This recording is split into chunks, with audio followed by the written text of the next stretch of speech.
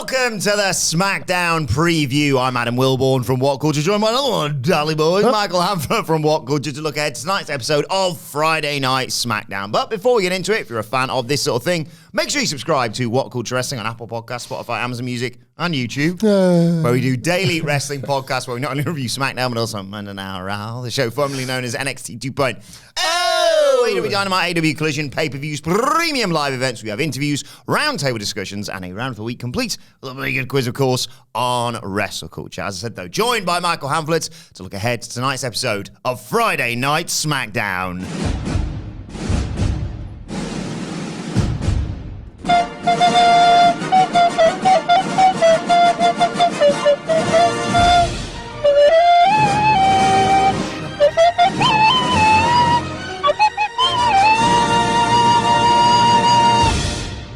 Featuring, of course, all the fallout from King and Queen of the Ring and, well, a coronation of a queen. I've just remembered I forgot to get the God Save the Queen music in honor of Queen Nia. But yes, lots to deal with after the PLE at the weekend. Yes. I'm 39 years old, Wilbourn. And today is the first day of my life I will be a royalist. Because I will be tuning in to SmackDown. I will be bending the knee. I will place my hand on my heart. Kiss the ring? I will kiss the ring. I will pledge service, loyalty, faith, and trust in the Queen of the Ring, Nia Jax, to what is it? What is it they say? Like, we're not peasants, are we? What are we? Well, we are. But what's that? What's the word they use? Subjects. Subjects, that was it. I know there's a word that made it seem like we weren't complete scum to them, like we actually are. I will pledge to be a loyal subject in this queendom of Nia Jax, where the kings bow down. I like the fact that, at least at time of recording, the two biggest stars are the only things advertised. Cody Rhodes, the biggest wrestler in the entire world. Yeah. And the person who's soon to be the biggest female wrestler in the entire world, Nia Jax. I see no flaws with the promotion of this. Sounds to me like another full jam-packed week. The thing is about advertising Cody Rhodes to SmackDown is that even though it's not advertised what he's going to do, there are no current matches wrapped around the content. If this was a Monday, we're like, well, Cody Rhodes is going to be on Raw. Well, great. Yeah. Like, this can't fail. Stick him in the ring for 15 minutes. He's going to really help that. Like, that's top of the second hour spot like he used to occupy. Remember there was a point where they even had the Cody countdown? Oh, yeah. It was like, he's definitely coming. Like, stick around. Cody Rhodes is absolutely on the way. I still think that applies. He's got that much value. He's just beaten Logan Paul, which sort of frees him up for Clash at the Castle, which he is advertised for. Yes, even though not main eventing. Drew and Damian Priest quite rightly, will be the main event. Yeah. But what Cody Rhodes does in a non-main event spot is itself quite an interesting selling point. We've only got 3 smackers before Clash at the Castle, am I right? Wow, yeah. Because it's the 15th, I think it happens on. Yeah. 15th, right. 16th, around that weekend, isn't it? So we've got this weekend is going to be the last weekend of May. And then we've got 3 weekends on is going to be like the 14th, 15th, so I'm pretty sure Clash at the Castle. Week off before that, no PLEs. And then what's the weekend before that? You mean the bit in between the PLE and this week? Yeah. That's also the weekend of NXT Battleground. I'll not touch the king, obviously. That'd be Battle Crown, wouldn't it, if you took that? It's NXT Battleground. You're grounded! Battlegrounded! You're a winner! Ding, ding, ding, ding, ding. Why did you do that bit at the end? Why did you do that? It's like a casino noise. So, like, if you go to Vegas, there's hotels, there's casinos. What's your favourite out of interest? I'm glad you asked. That'd probably be the beautiful Oyo Hotel and Casino, Las Vegas, Nevada. We're not paid for that. Not yet. Not yet. We're working on it. Yeah, Cody Rhodes has 3 SmackDowns. Yeah. To sort of either sell a undercard match or possibly a spot on a chat show. I could see a Clash at the Castle special edition of the Grayson Waller effect, perhaps. Ooh. Which sets up Cody. For all the Poms. Sets up potentially Cody and Randy as a summer program. They teased that, didn't they, last week? What about if tonight is the first night that Cody Rhodes has stood there mid-ring, all is seemingly well, and he is forced to come face-to-face for the first time with the new bloodline? Well, this is the thing I was going to ask, because it's like, yeah, you've got to build someone up in 3 weeks who's blatantly going to lose against Cody Rhodes. Randy Orton, yes, feels like more of a SummerSlam adjacent sort of program, or Money in the Bank, perhaps. There's so many. Yeah, it feels like you'd burn through. It's too soon to be like, yeah, these two used to be in a group together, and anyway, in 2 weeks they're going to fight each other. So your choices are relatively limited. I mean, I could do like Theory, but he's a tag champ, and they were doing stuff with L.A. Knight and the Street Profits, so maybe that's the direction they're going to go in. Yeah. So I'm racking my brain as to who could be established as a challenger. Do you know the name I've just come up with a brilliant idea, by the way. Okay, the first name I settled on, I just opened up the Superstar page, and literally at the top level, there's AJ Styles, who what ended up with his meeting with the general manager of SmackDown, whose name I forget. I remember the general manager of NXT. She's Shaver. She ain't got a surname. She's Rock's daughter, and the general manager of NXT, and the Cooker and Booker of the Year. That's right.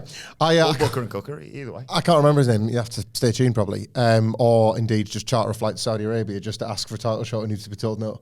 So he's very much, he wants. Is he going on excursion? I don't know. I quite like that of him going back to TNA. AJ Styles in TNA, oh my God. TNA versus Moose or something like that. That'd be quite something. For a long time since I've been around here, like wiping his feet on the way out of the building again. He's got 4 stars. I know, he had that for a while. That was when Hogan and Bischoff ruined it. Yeah, oh God. Vietnam flashbacks now. Yeah, AJ could try desperately to get one more shot, but could this be the start of like some new hostilities between AJ and the SmackDown general manager? Can't remember his name. As he continues to try and fail to get that shot. There's no way that they quickly turn around. I'm taking off this tie. I'm taking off this goddamn suit. He's so fun to fantasy book, isn't he? Yeah. Because there are a lot of people he's got history with, Cody Rhodes included. A lot of people he's got some wrestling history with that took place outside of WWE, so it would feel totally fresh in a WWE ring. I've got a Cody idea, I think. Okay. My suggestion, by the way, was just going to be Andrade, because they'd probably have a decent match. And Andrade could just be like, I'm done pissing about. I'll just batter you. You set me on fire once upon a time. Yes. Like, and there's just one company that's all about fire. Do you think, like, you set me on fire. Do you think that I forgot about that? I've been wanting to be on fire ever since, hence why I came back to WWE. Yeah, I don't want to be a scapegoat for something or other. Get it. So, yeah, Cody Rhodes in the ring. The fans have gone wild wherever SmackDown is tonight. I'll have a look, yeah, I've just thought of that. Well, I'm going to introduce something else in a few seconds, so sorry about that. Okay. The fans have gone absolutely wild, huge pop. Cody stands centre ring, takes the mic.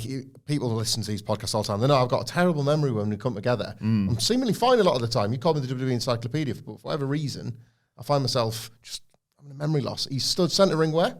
I'll tell you what, this could be a teaser to who he faces at Clash at the Castle. Okay. At the MVP Arena.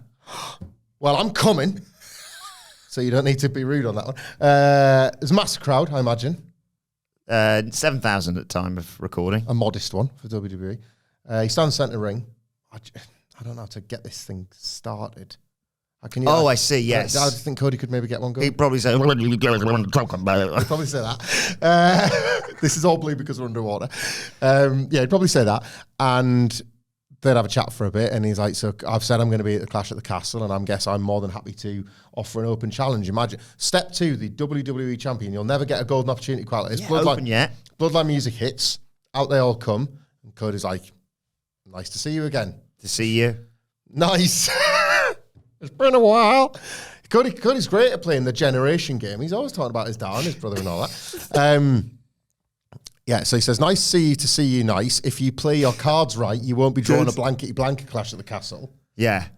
Strictly not dancing, wrestling is what we do here. We've both played the generation game with our families, but forsooth. He's talking British. Yeah, forsooth. Solo, have you come here to challenge me to a title match?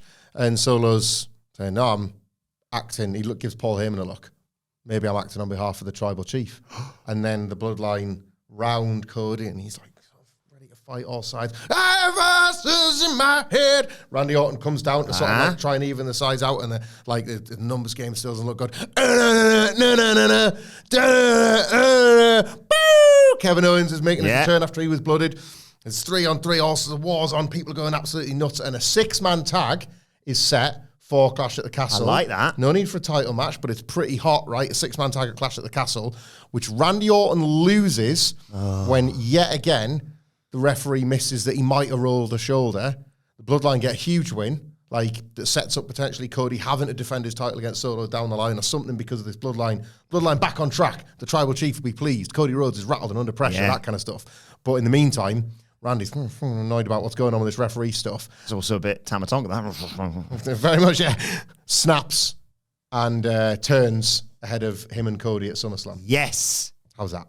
I really like it. I like it. It's making the best of quite clearly a bad situation that was not, well, maybe it was, but it struck me as not the way that they planned to finish that match. No. But like I say, I've talked about this on the King and Queen of the Ring review, which was expertly introduced by Microphone, of course.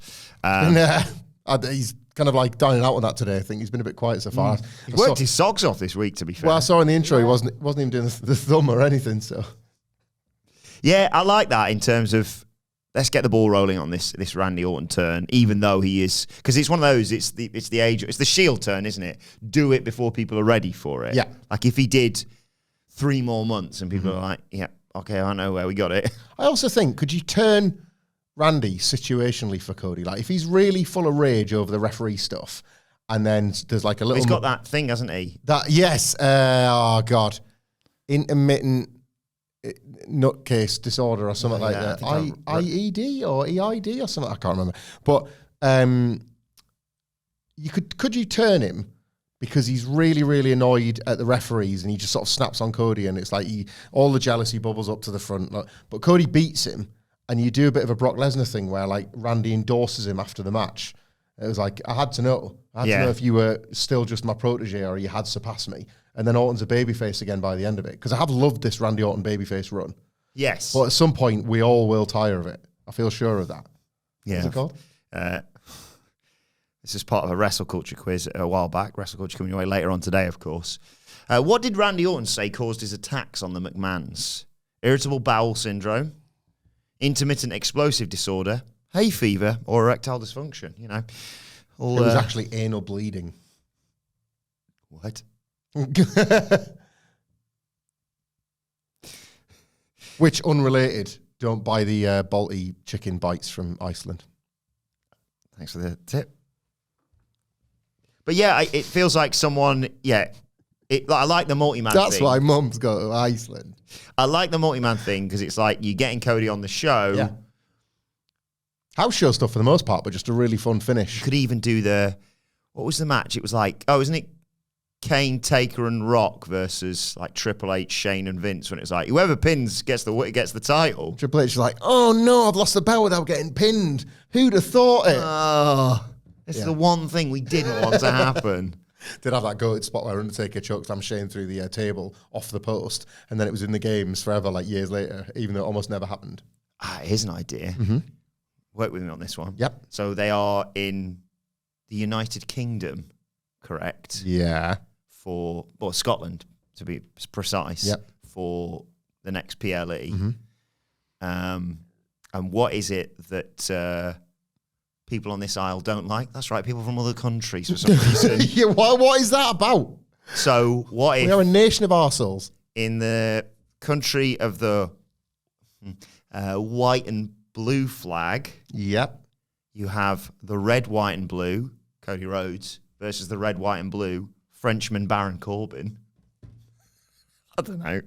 Yeah, it's like you're reading my mind or I'm reading yours. We're so synced up.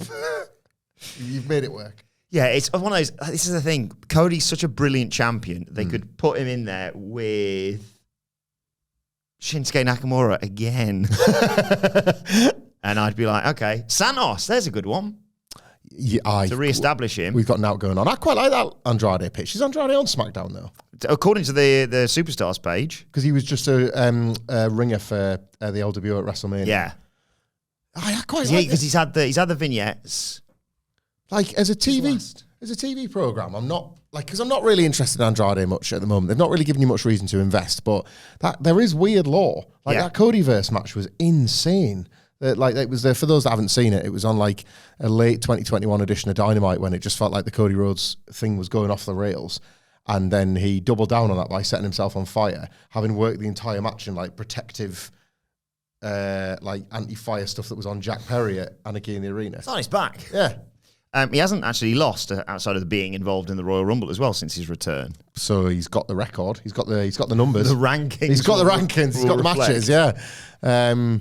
I'd have it as a TV match. I'd have it as a TV match, right? In the same way that I'd have that Mello Cody match. It was a bit of a disappointment, truthfully, that one. But like Cody makes these towns to make the point that he's every bit the champion Roman Reigns never was. Like he refuses to be thought of as a part-timer. And there's context of the champions that can work all the time, and Cody Rhodes is definitely one of those. Speaking of champions, they're loading this Clash at the Castle card, it seems, up with Scottish heel challengers for the belt, because Piper Niven, of course, attacked Bayley after her match with Chelsea Green last week. Bayley not involved with King and Queen of the Ring, PLE, of course. But I really like Piper Niven, and I like this as it makes sense to have her on the Scotland card, for example. It will be interesting, this, because, I agree. Piper Niven will get that incredible response, and it's nice for the wrestlers when the opportunity presents itself. What was the deal? Why am I thinking suddenly of Isla Dawn and Alba Fire. Alba Fire. Why have I, Alba Fire has just fallen out of my head. I keep thinking Kaylee Ray, and I don't want to say it. Alba Fire and Isla Dawn, they've recently come back into the orbit of Jade and Bianca, haven't they? Yes. And you could even... They're the ones who are disrespecting the number one contenders on Raw.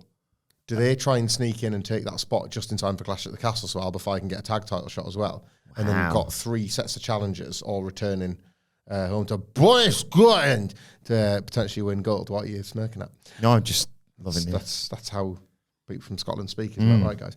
I would like Jade and Bianca to get jumped on SmackDown. You know how, I think he's been in Shayna and Zoe's ear, disrespecting her a bit. Shayna could just attack Bianca's bad leg again. Cost of the match last week. She's got a busy schedule at the moment, hasn't she? She's got she's got the NXT Underground match against Lola Vice to think about as well, so her plate is already full. But yeah, going back to Piper Niven, one problem is the biggest babyface in Scotland going to be Bayley?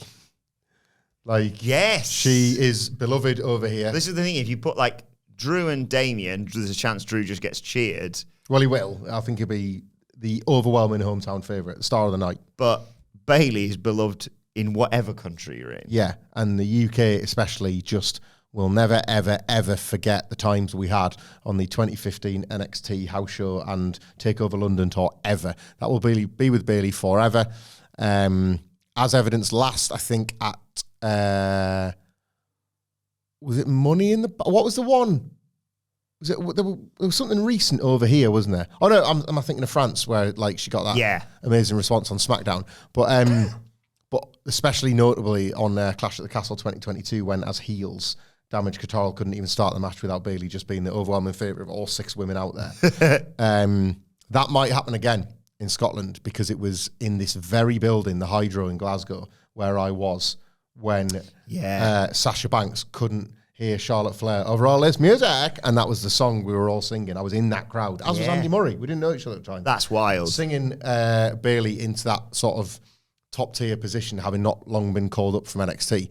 She is rightfully... So what I'm saying is, I don't want to maroon Piper Niven with only 5 fans, but when they get to that building, she will be loved, and it might cause a problem for the hometown babyface. Is that the one where he gets off with the girl's mum as well? What? In the video? I do. There's one of those Maroon 5 videos where he's like, oh, bloody hell, I'm cracking off the mum now as well. That's their song Mother-Daughter Combo. So hang on, wait a minute. That was off the album Songs About Jane. It wasn't Songs About Jane and her mum. Jane's mom. Jane's mom's got it going on. What was that video? You might be right. Maroon 5, mum. The girl. Can we... Yeah. What? Cracks onto the mum, I think. Right, that's not that. There she is. That's the one I'm on about. That's just, I think, a picture of him and his mum. So Adam Levine is like with. That's screw me, a mother. If Brian is able to, can there be a shot of the video where me and Wilbourn are looking through the window at this salacious, Maroon 3 more like. Blue, if anything more than maroon. This. I have a blue house looking blue windows. Oh, yeah. Eiffel 65. Where were they? Where were they? The blue brand. That just changed the entrance music for the show. Eiffel 65 is very popular right now, isn't it? That graphics are very modern. I love that video where they're shooting the aliens. What have they done? the blue aliens just like bopping away at Eiffel 65, and then Eiffel 65 turn up like, you're doing dancing to our music. Pew, pew, pew. No, Eiffel 65, we love you. Back then, why did they think? Tell you what's definitely not going to age poorly. Yeah. A digital music video. Aliens in space. There's an alien, I think. You know, Billy, Because We Want To. Yes. Where it's just a song where like she's doing things that she wants to, like parents and people. I've just seen the lads in their little spaceship. There's an alien in that one as well. It's like, why did it? In Aberdeen, I Will Die as well. Of course. So more Scottish links. The aliens in the office. Honestly, they're just having a good time, right? But for whatever reason, some of them must turn heel, and I've 6 hours like, well, time to shoot them. Oh, they've had the David Guetta remix recently, so it is actually back being popular. That remix pisses me off. The kids love that, right? Yeah. I don't mean like the kids brackets general. My kids love that, but it's like really bothers me because Blue. I don't know much about music, but I've 65's Blue is about sadness. He's blue, dabba dee dabba da, and it's in like a minor key, and David Guetta keeps the song in a minor key, but like just changes the lyrics. And the lyrics go something like, I don't know, it's like, I'm blue, but I'm feeling all right, motherfuckers, I'm having the time of my life. And it's like, you can't do minor key joy. That's not how this works. No. Or is it a reflection of how everybody young now is so miserable, having spent like nearly 20 years under the Tories, that basically, well, even when we're happy, we're really sad. Let's go and shoot some aliens. Zorotl, that's the alien from the Eiffel 65 video. I mean, he's absolutely strapped with weaponry there, isn't he? Much like the lead singer of Maroon 5 in She Will Be Loved. Well, he was a very talented little Chukonian and followed his father in his father's footsteps, a bit like Cody. Yep. So he's exploring galaxies. Yep. And he's the world champion. Good. But unfortunately, many of the people he met during his travels used to live in a violent environment, and that's bloody Friday nights, if anything. Has it got to the point where Eiffel 65 are in his life?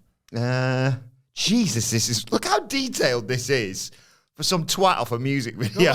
Go back a second. The law of those, what's that? But all of this work was not going unnoticed.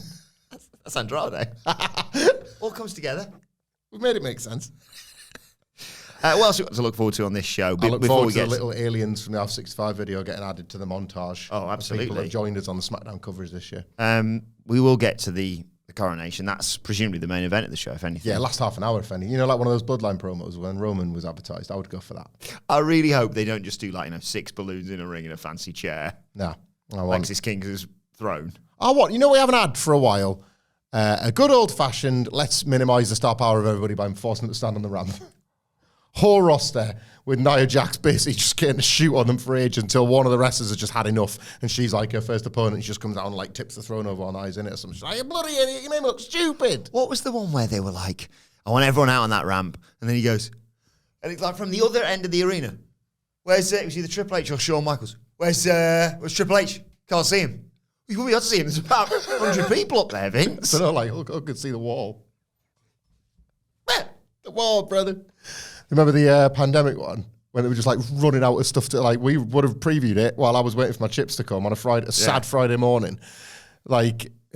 Just creative meetings at the Performance Centre. We got anything. We've had all the wrestlers that we were available to us wrestle 100 times. Any stories? Baron Corbin hoid a couple of people off the building, didn't he? At Money in the Bank. Anything left in that? No, they just came back.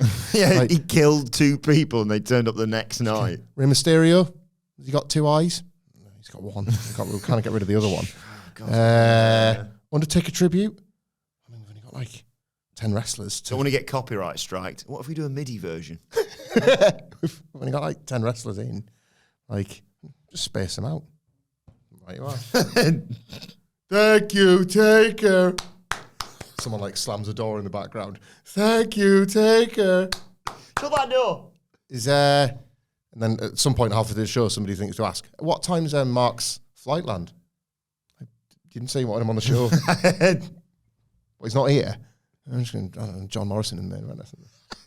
Just put him in a long back jacket and a hat. Nobody will notice. There's literally no fans in the building. Shooting from far away. Kevin Owens, he's back. I didn't even know he was back before Fantasy Book that thing. I didn't realise he was advertised for. Yeah, he made the save to Orton. Orton dealt with the bloodline, and you sense that they're going to be wanting revenge, proper revenge, and more of Paul Heyman going, I don't know what you're doing, Solo. But yeah, I like the idea of another multi-man involving the bloodline because I'm just desperate to get to Jacob Fatu, basically. And it feels like the British audience, the Scottish audience, but you know what I mean, clearly has a history of receiving new members of the bloodline pretty bloody well. Let's put our hands together on this one, right? What about if we have that Randy Orton finish that I described, where like 1, 2, yet again, he knows he's rolled his shoulder, but 1, 2, 3, and it's like, ref, man, you're joking. And it's only at that point, because we've all been so enthralled in the match, that like he looks at the referee. Referee's not in a traditional referee shirt, the likes of which our friend Stacks wore recently on the NXT. I saw that, yeah. No. He is, in fact, in a hoodie. And we've just not spotted it. It's like, wait a minute. Something's not right about this ref in a hoodie that has their face concealed the entire match. Hoodie comes down. It's only bloody Jacob Fatu. Oh, He's no. screwed him with a fast count or something. That's a big ref. Yeah, and that's the reveal. Jacob Fatu was refereeing the whole time. Hiding in plain sight. Yeah, we're like, and then Paul Heyman's like, you fools. Works for me. Watched the Concrete Crypt match yesterday for another wrestling podcast that I'm going to be reviewing. A good wrestling podcast, which I'll share next week. What's that supposed to mean? It's not as good as ours. Yeah. But it's very good. But for my sins, I was watching The Great American Bash 2004, and Paul Heyman, like when he's sort of threatening The Undertaker, and Paul Bearer is in the Concrete Crypt, and Paul Heyman, he's like, he distracts The Undertaker from doing like old school or something. He's like, big dog, get down. Good dog. Called him like, because he's like, yeah, you might run the yard. Was it Dudley's he was facing there? Yeah. Jesus. And he's like, they're going to like Bubba's like, do the right thing and lay down, dead man. And then I'll take a piece of him anyway. It was such a weird time, that. And then he was like, Paul Bearer was like, whew. Yeah. Like, we got a name in that one, eh, Mark? Mark, what are you doing? Mark, what are you doing? In 3 hours ago, or whatever it was. It's very much the cement truck version of the only person who can enter myself is myself. Sorry, Paul. I just think you look better at this. Yeah. It's all right. He came back 4 years later, and then Edge killed him in a fridge. No, it wasn't. Edge was like, he was alive. He was suddenly alive again, Paul Bearer. And then Edge was feuding with Kane, and he was like, I've got your dad, Kane. I've got him in a fridge. Brr. And then Kane came to get him. A bit chilly. Kane came to get him, and was like, where the f*** Edge? And Bearer was like, oh, he's gone. Thanks for saving me. And Kane was like, you brought me all the way down here. There's no Edge. Slam the fridge door. Not again. I feel like these sons of mine aren't really... They can't be trusted. I did sort of start this. I liked it when he did the urn, and then he was so overdramatic, obviously, and he just turned away. I was like, just reach over him, Mark, and take it. You still win. What was the one? Oh, God, it was that dreadful series of matches between Kane and Taker where he was like, yeah, but what if the urn had a big flashlight in it? Ooh. Oh, a big fat, yeah, like, because in the 90s they had big fat torch urn, and I loved it. It was like, for some reason the urn is now a spotlight, and so it's got to be huge. You can't carry that around. And then, like, the $1 Million Corporation burnt it down, and it made a perfect chain. So, like, when they brought the light one back, it's like, ah! It's like, hang on, this is the Undertaker. Like, in that Concrete Crypt match, he used to summon some lightning to, like, zap the fatal lever from even pulling. Oh, lightning bolt got it. And it's like, not spotlight. I also was doing some research, spoiler, for the Wrestle Culture quiz about fire in wrestling, obviously, after this week. And I forgot the bit where, in their long-running feud, Orton and Taker, Orton came out and went, here you go, got your big retirement check. And it was like one of those big charity ones. And it was like, $1.5 grand, that should cover you, shouldn't it? Opens the urn, right? you go. This can be on tonight. So Paul Bearer's back, and the hologram one from the Survivor Series, and the Undertaker's made a one-night return. It's like, whoa, great to see you, Paul. And Paul Bearer opens up the urn. What's inside? A shark. Undertaker just smashes it like out of instinct. Urn goes everywhere. Got to earn the right to face the champion. Thanks, Shark. Was that the one where Kane was like, I'm going to get to the bloody bottom of who attacked my brother here. I'm going to bloody find this one out. Oh, it was me. He smashed like Rey Mysterio. Rey Mysterio was... It was you. It was you, wasn't it, Rey? It was you. You could have picked someone who was like slightly believable. Yeah.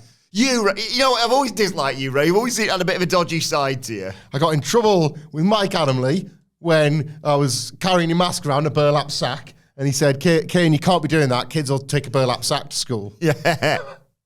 What? Nothing but trouble with you, Ray. And now you're beating my brother. I didn't do it. It was you. You know, I'm really excited. I'm really excited for that Death of WCW or whatever it's called, the new Dark Side of the Ring. The Rock's had something to do with it. I've seen some trailers. I think that's starting pretty soon, maybe next week even.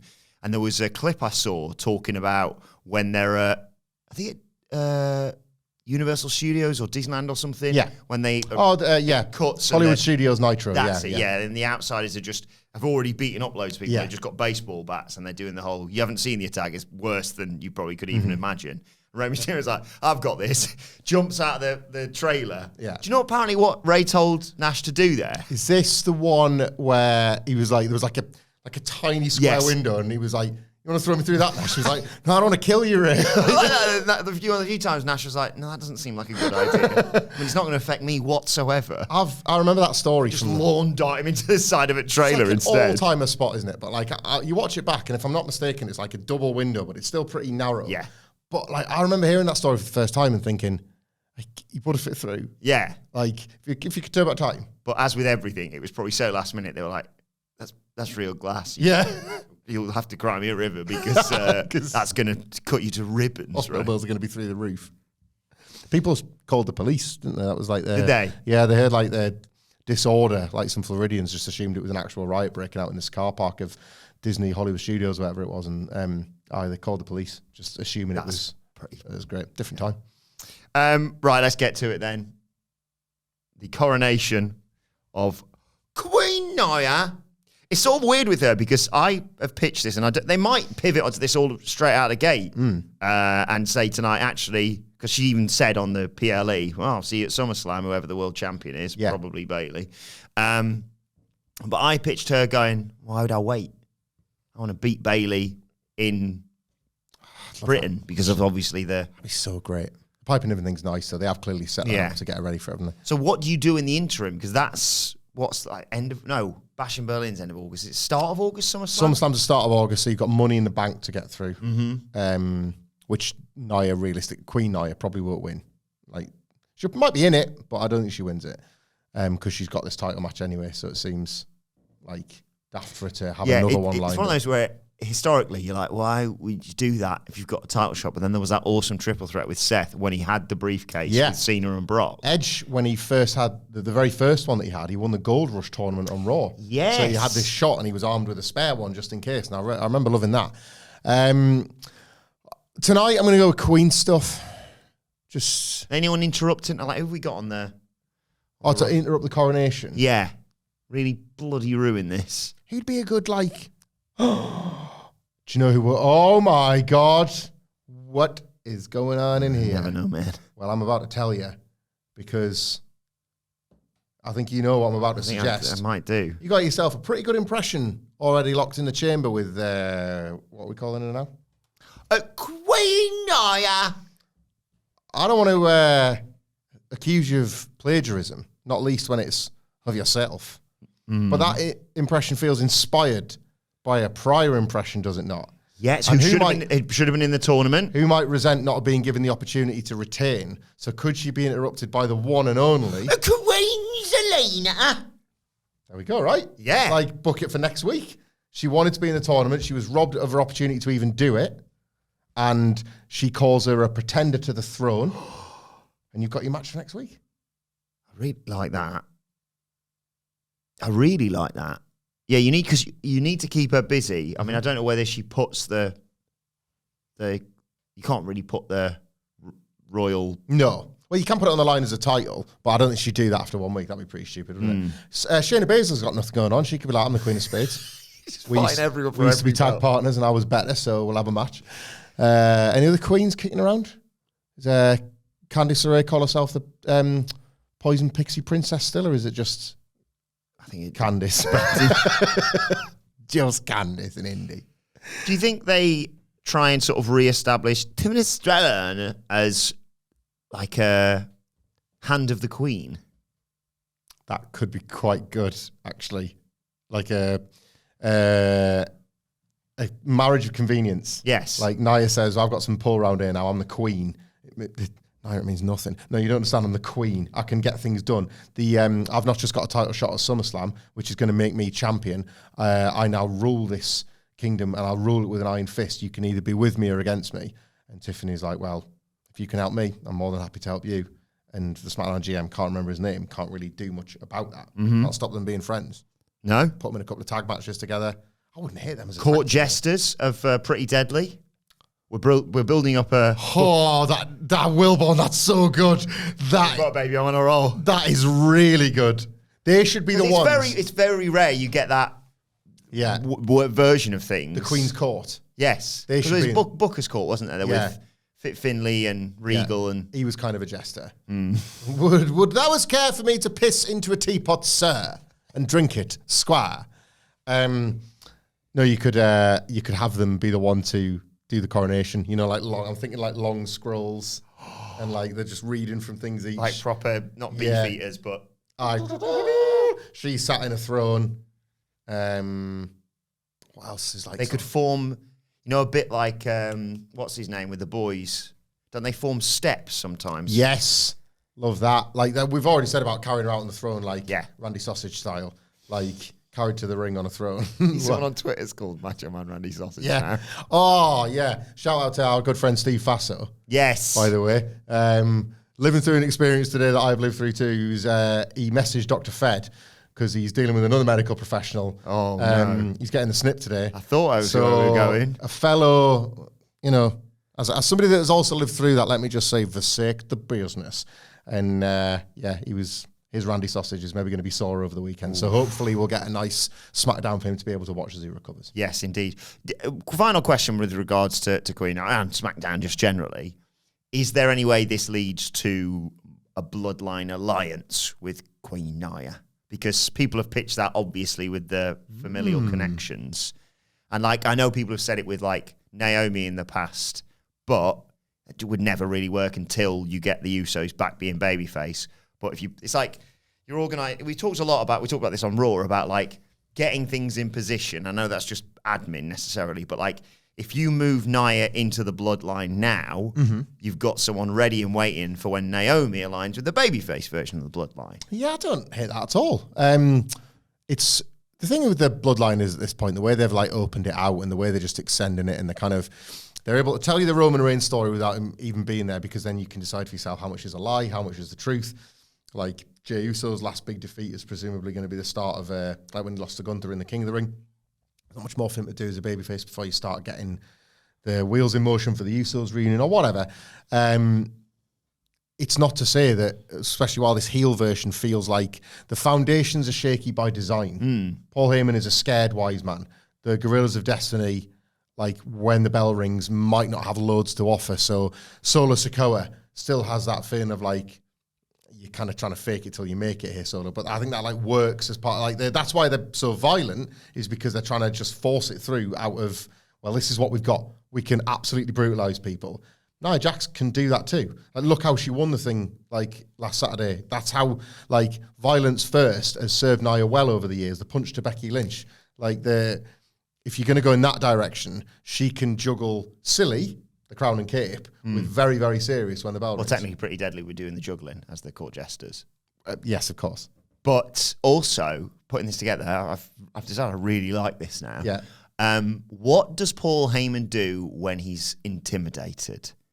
Panics, big facial reactions. Big facial reactions and backs into the corner where he could be hit when he's kicked out of this new version of the bloodline by a brutal hip attack by Solo Sikoa or a hip attack by Tama or Jacob Fatu even at that point, followed by Samoan Spike. And he's laying there going, oh, God, well, these things can't get any worse. And then Nia just goes, I'm going to annihilate the out of you, knobhead.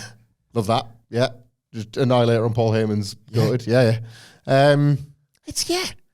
I like the funny side for now, but if there's sort of whispers online about Nia being associated with Bloodline, I'm not against it. It's like they did it when, that NXT, I can't remember why they did this, but there was this week where NXT, where like Cody wanted to be the general manager for the night. The Undertaker went and had a look. The stars just aligned. We've got enough stars on NXT, but even more arrived. They just wanted to see what all the fuss was about, and all of that big night. Like, I don't know if you remember this, because like this is one of like Triple H things where like a lot of things happen in the background, and you have to be like, hang on, pause, rewind, zoom in, enhance. Paul Heyman took a meeting with Ava. She hasn't got a surname. She's the Rock's daughter and the general manager of NXT and the Booker and Cooker of the Year, and like. It was subtle stuff. It was, like in Signs, when there's that alien lad who just walks in the background. Yes. And he goes, wait a second, what was that? Wait a minute, was this the Alpha 65 Blue video or is it Signs? What am I watching? Shoot him. He's enjoying himself. Was Signs the one where they were like, Signs, sorry to get off topic. No. It's the SmackDown preview. It kind of comes with the territory. Was Signs the ones where it was like, oh no, bloody hell, our only weakness, water. Yeah. On a planet covered 70% with water. Why did you pick Earth? You got Mel Gibson and a literal lethal weapon pretty much everywhere you look. Especially this year with this bloody weather, haven't I? Huh? So much for summer. So much for the summer, eh? That's me. I want my head on Michael Fish pointing to a weather map that just reads so much for the summer, eh, please, Brian? Every morning, shaking off the rain. Adam, it's November. Sorry, you were saying... I don't know anymore. Signs. Oh, yeah. So the NXT. Heyman. Not So Nia. he's got his phone out. And you're like, what could possibly be on the phone? And then he turns it hard at the camera and it says, The Bloodline in massive letters. It's his phone case, isn't it? I think, yeah, maybe. And Ava's, maybe he's just trying to flog a one. Yeah. And Ava's going, interesting. What could you mean by this? And they never took that any further. It's like cracking the code of Chris Jericho.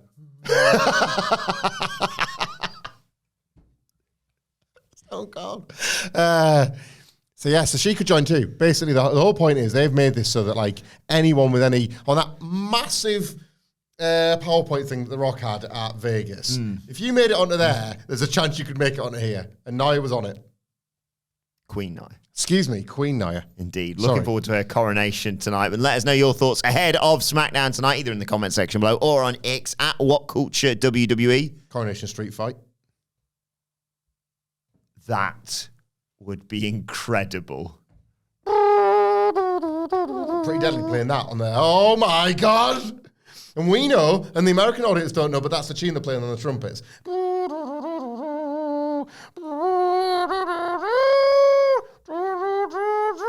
I say, Ashanti, Adonis.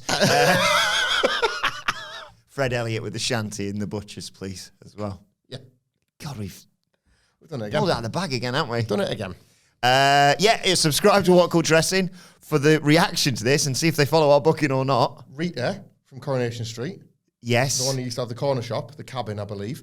She... Betty had the hot pot. Yeah. She steals the crown from Nia and is now a partner of Nathan Frazier or Bron Breakker because she's Rita, Queen of Speed. Brilliant. I've got another pitch for you. Yep. Right. What is another name for Roman Reigns? He's been the tribal chief. He's been the head of the table. But before that, what was he? The big dog. Correct, right? So they hype up, right? Roman Reigns, the big dog, is coming back. That's right. It's Rover's return. So...